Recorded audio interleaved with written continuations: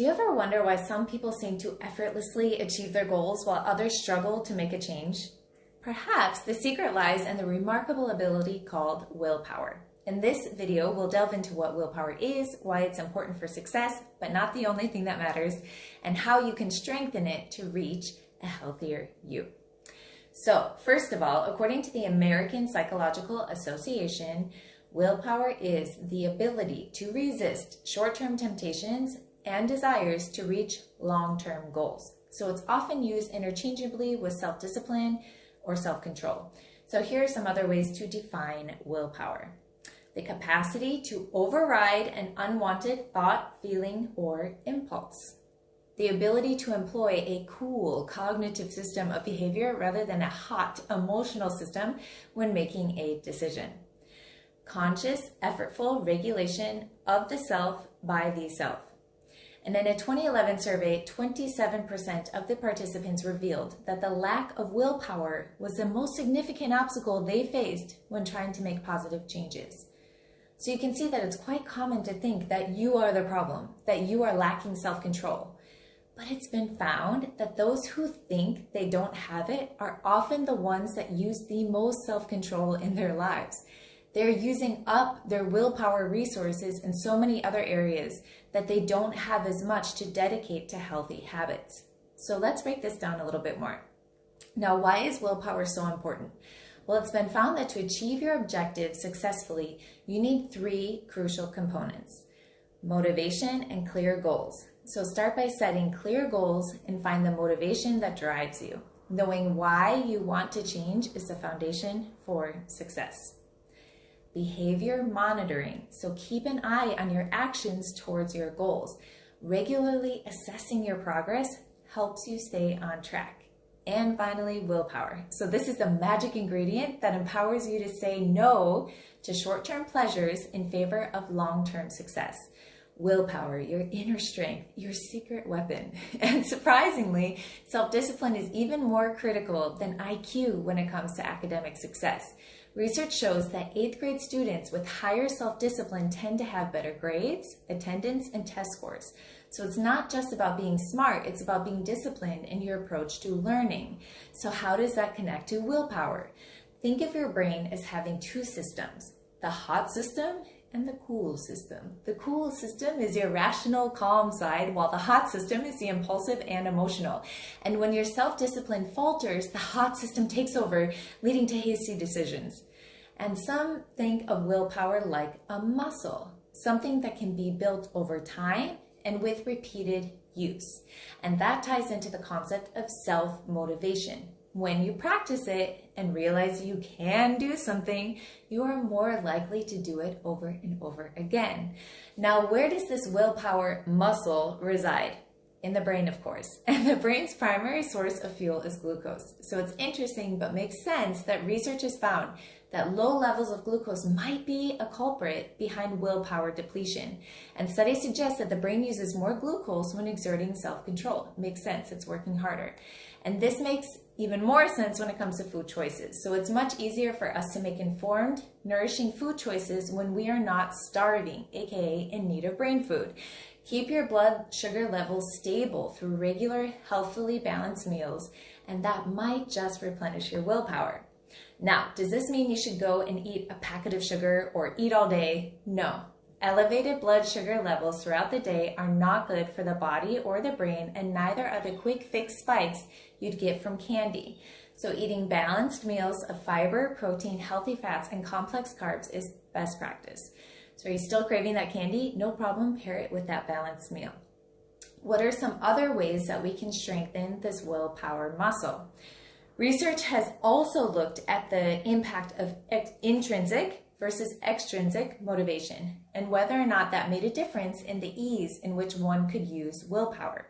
And it was found that intrinsic motivation driven by personal reasons and values often proves more potent than extrinsic motivation. So simply put, doing something because you genuinely want to do it is a better motivator than doing it for external rewards or from external pressure. And this is another reason why your fundamental why is so important when it comes to creating your plan for a healthier lifestyle. Recent studies have shown that practicing mindfulness can help improve self-discipline. So mindfulness techniques such as meditation can enhance self-awareness and impulse control. Positive psychology has emphasized the role of positive emotions and well-being in enhancing self-discipline. So promoting happiness and optimism can bolster one's capacity for self-control. So developing a gratitude practice could build that willpower ability. How do you practice gratitude? Express it. Tell someone. Write it down. No matter how small, truly. So it's also interesting to note that genetic factors may play a role in self-discipline. Some individuals may have a genetic predisposition to higher self-control. And because it's been shown that being depleted of willpower in one area can reduce your willpower in other areas of your life, it is more effective to focus on a single goal at a time rather than attacking a list of multiple resolutions at once. So that 2-page long New Year's resolution list has to go. Focusing on small building blocks for change and putting only one block at a time is key. And this brings up an interesting question to unpack. Is willpower a depletable resource? So just like a muscle can get tired from overuse, researchers have found that willpower can also become depleted. All the little acts of self-discipline or willpower throughout the day takes a mental toll.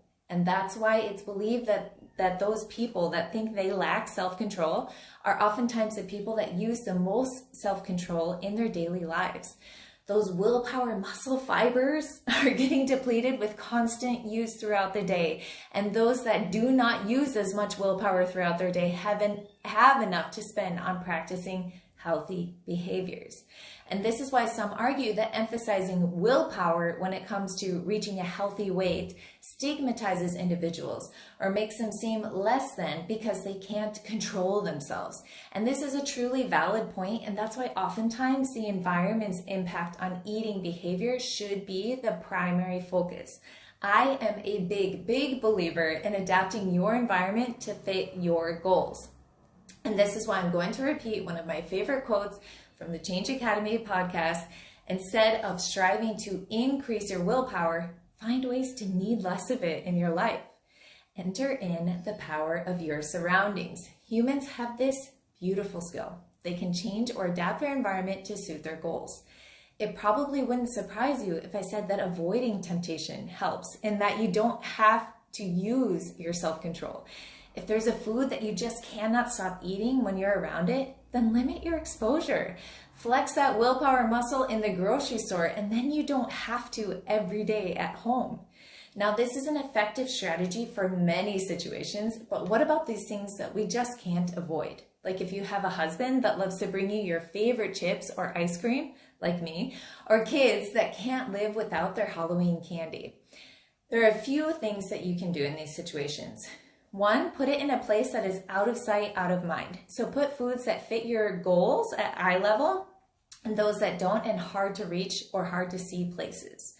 Practice eating mindfully. So if you're at a party and you're totally digging the chips and dip, put it on your plate and then balance that plate with fiber and protein. And then wait a little while before going back for more.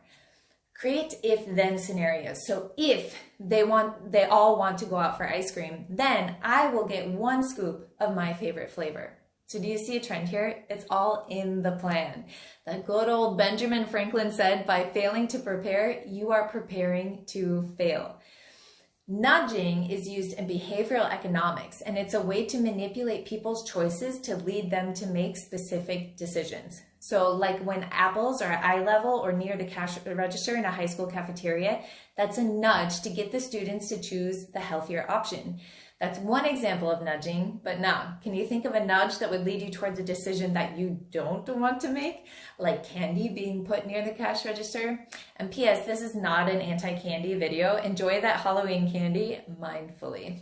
I am trying to express that this is where awareness of your environment and its influence on your everyday choices can go a really, really long way. Now, there are other things to consider in this topic, like balanced meals, breaking free from the all or nothing diet mindset, decreasing the need for willpower in other areas of your life, etc. It's a big environment versus willpower debate, and I could go on and on about this, and I do with my clients, but I just want to leave you with this for now. In the modern world, where we're surrounded by temptations and convenience, understanding willpower and growing your willpower muscle is a valuable skill. It's not about deprivation or missing out on fun. It's about making choices that lead to a better life. But because it is a limited resource, keep in mind that it's much easier to control your environment than it is to constantly rely on willpower. So my advice, use both strategies to reach a healthier, more balanced, and more joyful you. Thank you so much for watching this video. I really hope that you found it helpful and insightful. And if you did, please give it a like and subscribe to the channel. I'd love to hear any and all feedback, so please feel free to comment below. I hope you're having a wonderful day wherever you are in the world. Take care.